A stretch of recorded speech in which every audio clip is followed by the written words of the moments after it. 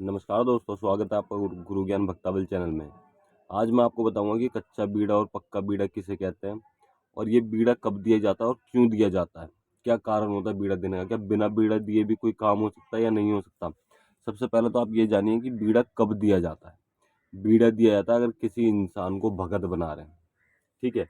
किसी कोई व्यक्ति है वो भगत बनना चाहता है या फिर उनके घर वाले भगत बनाना चाहते हैं तो उनको बीड़ा दिया जाता है। बीड़े कितने तरीके के होते हैं? बीड़े कई तरीके के होते हैं। मैं आपको दो बीड़े बता देता हूँ। देखिए, एक तो होता है बतासे और लौंग का बीड़ा, ठीक है, और एक होता है पान का बीड़ा, ठीक है। तो बतासे और लौंग का बीड़ा जो होता है ना, वो कच्चे बीड़े में आता है, और जो पक्का बीड़ा होता है वो आता है पान पे, पान का बीड़ा, ठीक। तो जब लोग सेवा देते हैं, जैसे गुरु उस्ताद हो गए, वो सेवा देते हैं तो ज्यादातर क्या करते हैं, वो एक बतासे पर दो लौंग लगाएंगे और देवता के नाम से उसको खिला देंगे, ठीक है। बाकी मंत्र, बहुत से लोग मंत्र भी इस्तेमाल करते हैं, मंत्र का जाप भी करते हैं। बहुत से बिना मंत्रों के देते हैं अपने देवी देवता का ध्यान करके। तो जरूरी नहीं है कि मंत्रों से ही देवी देवता का ये बीड़ा दिया जाता है, बिना मंत्रों के भी दे सकते हैं।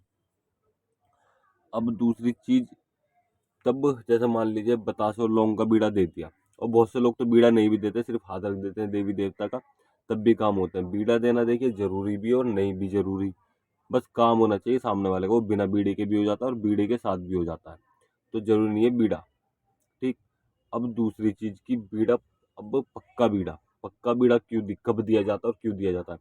पक्का बीड़ा तब दिया जाता है, जैसे मान लीजिए आप भगत बनने, आपको कच्चा बीड़ा दिया, आपने सेवा शुरू कर दी, ठीक है।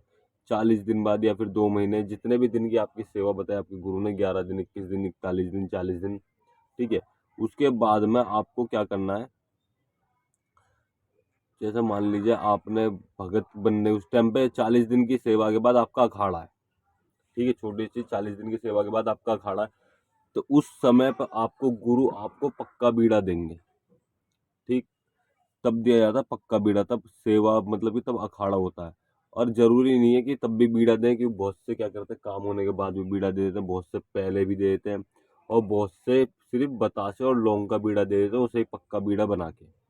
जरूरी नहीं है कि वहां पे पानी हो, ठीक है, क्योंकि पान जो बीड़ा दिया जाता है, आप देवता का ध्यान कर रहे हो, वो एकदम से आपके मुंह में डाल देंगे बीड़ा, ठीक है। अगर पान डालेंगे तो वो काफी देर तक चलेगा आपके मुंह में, आपको चबाना पड़ेगा, और बतासा ऐसे ही अंदर चला जाता है थोड़ी देर चबा के, ठीक है। इसलिए ज्यादातर हम लोग सिर्फ लौंग बतासे का बीड़ा देते हैं। उस समय पे क्या होता था, पहले इंसान को बीड़ा दे दिया, ठीक है, वो थोड़ी बहुत देर बैठ गया, इतने हुक्के पानी की तैयारी कर रहा है, सब चीज कर रहा है, तो उसका पान जो है मुंह में चलता रहता था, पान का बीड़ा, ठीक है। तब वो सेवा, मतलब कि तब वो ध्यान पे बैठता है, देवी देवता को याद करता है, तब तक वो पान का बीड़ा खत्म हो जाता था मुंह से, ठीक है, वो सब कुछ खा लेता था, तो वो बचता नहीं था। और अगर अब की तरह करें, जैसे मान लीजिए सेवा कर रहे हैं और सेवा करते करते पान का बीड़ा दे दिया, तो वो मुंह में चलता ही रहेगा। देवी देवता कब आएंगे, देवी देवता आए या ना आए, देवी देवता आएंगे, वो उनके थोड़ी झूम आएगी, तो वो सारा बाहर निकल जाएगा। इसलिए इस टाइम पे बतासे और लौंग का बीड़ा दे देते हैं, और कुछ नहीं देते, ठीक है। तो बीड़े का ये मतलब आप समझ गए। अब ये कब दिया जाता है, ये तब दिया जाता है तब भगत बनता है इंसान, ठीक है। जब इंसान को भगत बनाते हैं तब बीड़ा दिया जाता है, और जरूरी नहीं है बीड़ा दे के इंसान भगत बनता है, बिना बीड़ा दिए भी भगत बन जाता है, और बिना गुरु धारण करे सवारी भी आ जाती है।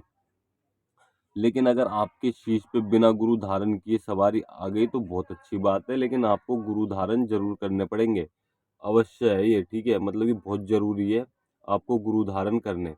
अब चाहे वो गुरु आप अपने घर के को धारण करो या फिर बाहर के धारण करो।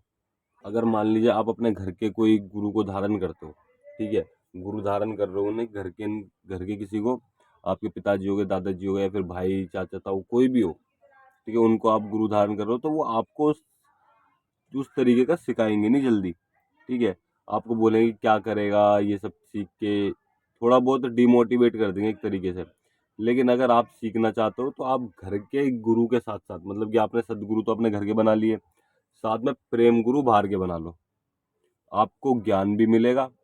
आपके घर की जो विद्या है वो तो आपके पास आएगी आएगी, चाहे अभी नहीं आया, 2 साल बाद, 5 साल बाद आपके पास आएगी आएगी, वो सब चीज आपको सिखाएंगे, ठीक है, चाहे 1 साल बाद सिखाएं, ठीक। आप अपनी और विद्या बढ़ाने के लिए, अपना ज्ञान बढ़ाने के लिए आप बाहर से किसी को प्रेम गुरु धारण कर सकते हो। तो आप प्रेम गुरु धारण करके अपना ज्ञान और आगे बढ़ा सकते हो। इस चीज से ये फायदा होता है, आपके गुरु के पास जो ज्ञान है, ठीक है, अब मान लीजिए आपके गुरु के पास जितना भी ज्ञान है वो सब आपको मिल गया, लेकिन आपको अभी लगता है कि भाई मेरे पास अभी कुछ चीज की कमी है, मैं इस देवी देवता का ये सीखना चाहता हूँ, या मुझे ये उतारा सीखना। मान लीजिए आपके गुरु तामसिक करते हैं, ठीक है, और आपको सीखना सात्विक भी, तो सात्विक के लिए तो आपको प्रेम गुरु बनाने ही पड़ेंगे ना। और जब तक गुरु नहीं बनाओगे आप, तब तक आपको कोई भी कुछ नहीं सिखाएगा। अगर आप सोचो कि भाई मैं इससे, इस व्यक्ति से ये चीज़ सीख लूँ, इस व्यक्ति से ये चीज़ सीख लूँ, तो ऐसे कोई भी कुछ भी नहीं सिखाने का आपको। आपको पहले प्रेम गुरु धारण करने पड़ेंगे, उसके बाद में वो आपको सिखाएंगे, ठीक है। और प्रेम गुरु के क्या मान सम्मान होता है? प्रेम गुरु का मान सम्मान भी वही होता है जो सदगुरु का होता है। मतलब कि जो आप अपने गुरु का मान सम्मान करोगे, जैसे भेंट देते हो, भोग प्रसाद देते हो, या फिर मीठा भोग प्रसाद देते हो, जो भी चीज़ देते हो, सब चीज़, कपड़े वपड़े सब, प्रेम गुरु का भी सेम वही मान सम्मान होता है। कोई ऐसा नहीं होता, कोई फर्क नहीं होता है कि आपको अपने गुरु के लिए तो आप ये कर रहे हो और सामने वाले गुरु के, प्रेम गुरु के लिए कुछ नहीं कर रहे।